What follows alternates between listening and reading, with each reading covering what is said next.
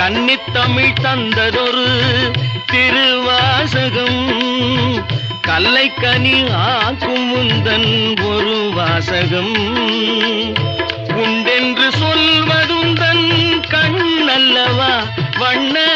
கண்ணல்லவா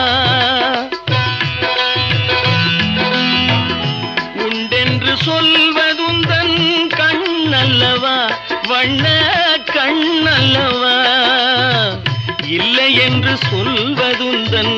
இடை அல்லவா மின்னல் இடை அல்லவா